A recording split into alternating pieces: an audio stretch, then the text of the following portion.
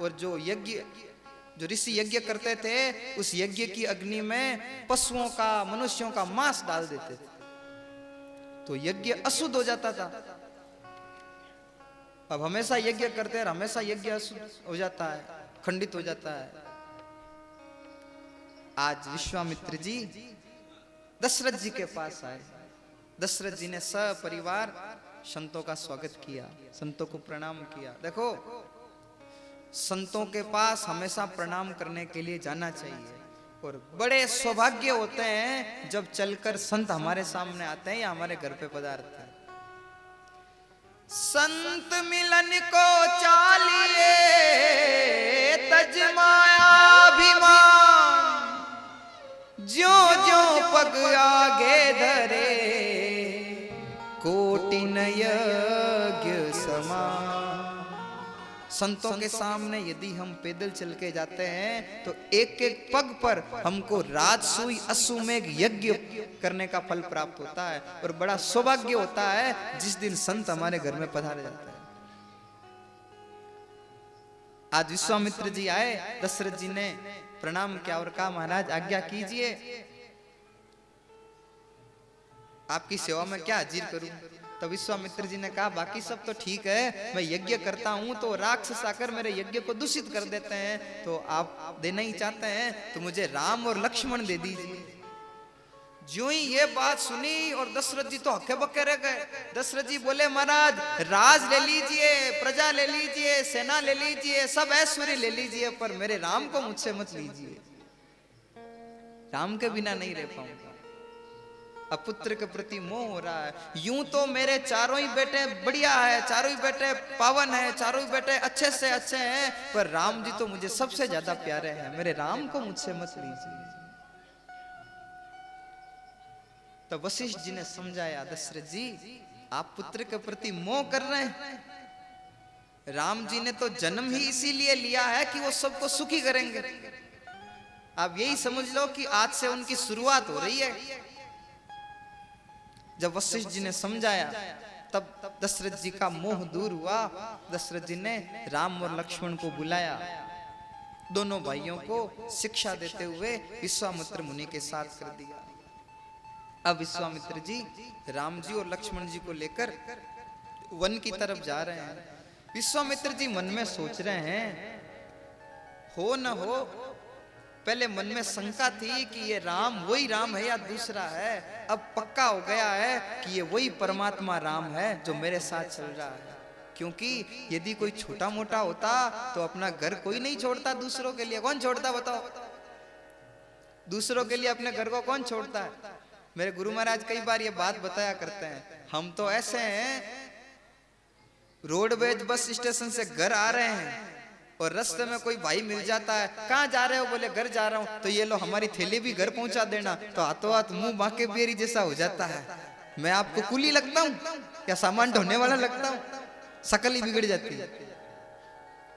दूसरों के लिए कौन अपना घर छोड़ता है? आज विश्वामित्र जी को भरोसा हो गया कि ये वही परमात्मा राम है। देखो, मेरे लिए, मेरी इच्छा पूर्ति के लिए अपने घर परिवार को भी इन्होंने छोड़ दिया।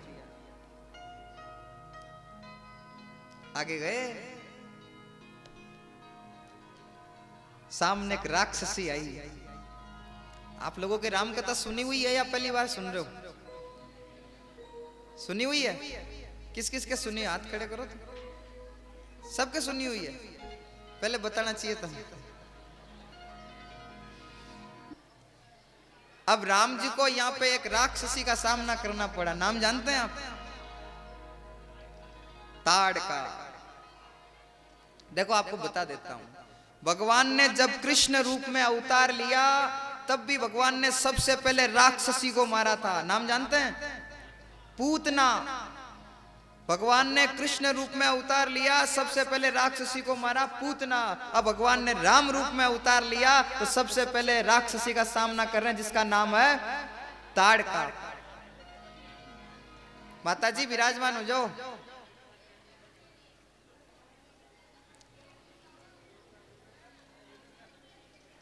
ये क्या है? कृष्ण रूप में पूतना आई थी, राम रूप में ताड़का आई थी। ये क्या है? स्त्री रूप में क्या है?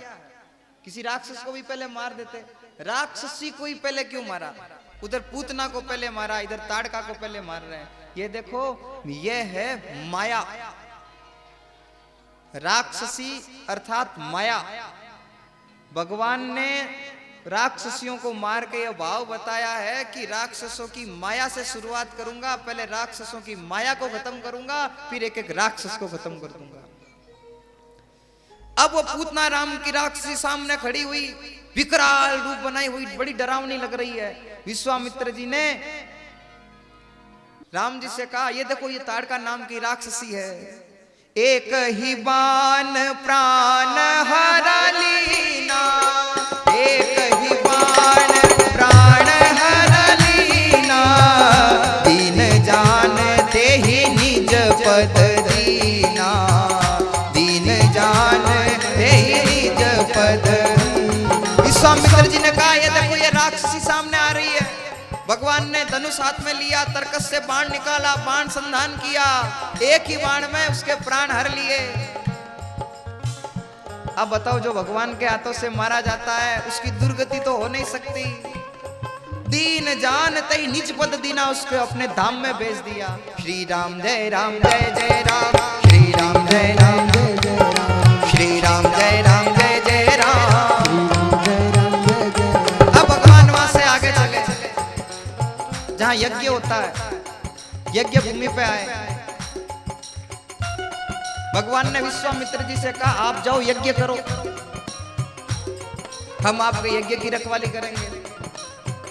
अब विश्वामित्र जी ऋषियों के साथ, मुनियों के साथ यज्ञ करने के लिए बैठ गए। स्वाहा स्वाहा स्वाहा। राम और लक्ष्मण धनुष बाण लेकर पहरा दे रहे हैं। जो यज्ञ प्रारंभ हुआ, सुबाहु राक्षस यज्ञ को दूषित करने के लिए आ रहा है। भगवान ने लक्ष्मण जी को कहा, लक्ष्मण जी राक्षस आ रहा है। लक्ष्मण जी ने कहा, प्रभु आप हो, फिर किस बात की चिंता है। वो राक्षस आया, भगवान ने उसको भी अपने धाम में भेज दिया। मारीच आया, भगवान ने बिना फल का एक बाण मारा, मारीच समुद्र के पार दूर जाकर गिर गया। अब ये 100% बात सही है या नहीं ये तो पता नहीं, लेकिन संतों से सुनी हुई बात बता रहा हूं। एक मॉरिशियस देश है, आपने नाम सुना हो तो, ये जैसे सिंगापुर थाईलैंड जाते हैं ना, वैसे एक मॉरिशियस देश है। कहा जाता है भगवान ने मारीच को जो बाण मारा था, तो वो मारीच है मॉरिशियस में जाके गिर गया था, समुद्र के पार। हम लोग वहां जाके आए थे मॉरिशियस। वहां इतनी श्रद्धा भक्ति है मॉरिशियस में, हर एक घर में हनुमान जी का स्वरूप और तुलसी का पौधा है। अपने हिंदू लोग नहीं रखते, वहां मॉरिशियस में लोग रखते हैं। जितने भी राक्षस आए, भगवान ने सबको अपने धाम में भेज दिया।